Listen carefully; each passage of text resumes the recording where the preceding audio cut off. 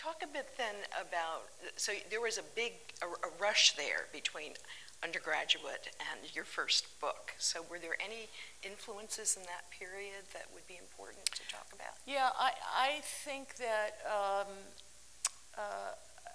going to Yale School of Nursing for a master's degree was one of the major episodes in my life. In my family, education was the way you could act out. So you could do anything bizarre like leave home and go somewhere as long as it was in service to education.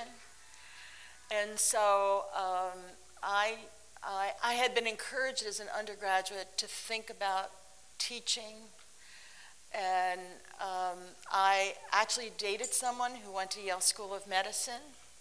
I saw what Yale looked like. He suggested, these are the reasons, this is how life goes. I walked around, and I decided the place looked pretty good. And so I have to tell you, by the time I actually went to Yale, I was no longer dating him. But he had served his purpose. I have to tell you, many years later, when I was a candidate for the Board of Trustees of Yale, he actually voted for me. And I had the radical philosophy health vote of the Yale University. I lost the Board of Trustees, but it was an opportunity, as he told me he was voting for me, to tell him that, do you recall I actually went there because you showed me around. What Yale did, though, when I got there was I had been through Catholic education first through college, first grade through college. And Yale was less interested in saving my soul and more interested in the question of, so what are you going to do with your talents? Almost everything I had had before, people were always worried about whether you were good enough. You know, are you good enough that we accepted you in this high school? Are you good enough that we took you in this college? Are you good enough? Yale, because they had a long tradition of educating leaders, assumed that if you had gotten admitted, there must be something to you. And so they didn't ask you to prove yourself as much as to put the focus of conversation on what are you going to do with your talents. And for me, this was really transformational.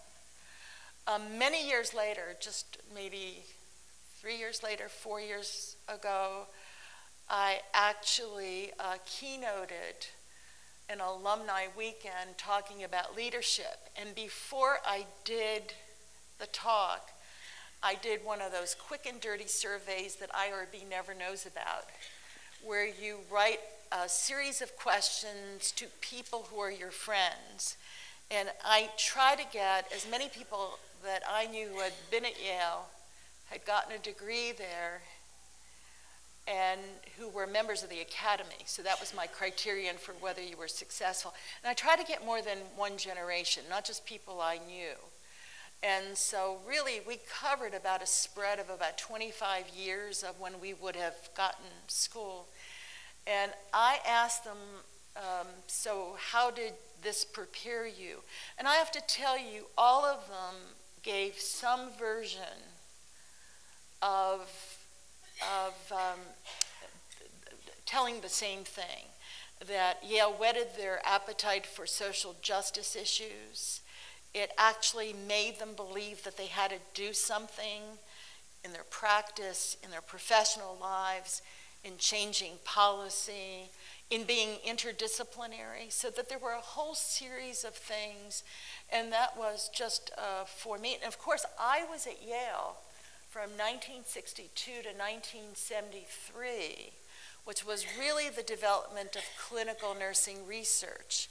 And with all due respect to all other programs, From 62 to 73, Dickoff and James were writing their stuff on practice theory. In fact, when I became engaged to somebody in the philosophy department, instead of them saying congratulations, they said to me, so what's with Dickoff and James? I shared an office with Donna Deers for a while, next door with Rita Duma and Jean Johnson, who was at Wisconsin-Madison and then at Rochester, Ernestine Wiedenbach, who was the founder certainly of one of the great names in midwifery, Florence Wald, who some of you heard when she was interviewed as the person who brought the hospice movement. I know I'm rambling now. I'm aware of this. But when you say between going to college and then writing a book, the book came out in 73, and I went to Yale in 62, got a degree, and they asked if I would stay on and join the faculty. And so it was really that kind of, it's exciting to be in the field. Research is moving. And, you know, there wasn't a doctoral degree. It was, but it was the same expectations to publish and to do research and to make something of yourself. Mm-hmm. And that was the time that you met Bill. Is that right? I did. I met Bill at Yale. Bill is Angela's husband. We both, he was at Georgetown when I was at Georgetown. He was a senior when I was a freshman. He was the editor of the Hoya, the Georgetown University newspaper. So I knew who he was because, in fact, the guy who went to Yale was the managing editor. And when I was walking once, he pointed out the editor to me saying he was smart and he was funny. And since I have valued those qualities, I looked the guy over to see what smart and funny looked like. And then I know you're going to be shocked by this, but my first 2 years at Georgetown, I did a lot of theater, and I was very active in, I was one of the mad women of Chaillot. I was a shoplifter in Detective Story. I lived out my 4 years at Georgetown. Thank God I had a lot of energy, trying in the evening to forget that I was a nurse and to think that I had actually a much more dramatic persona. And so I managed both of them.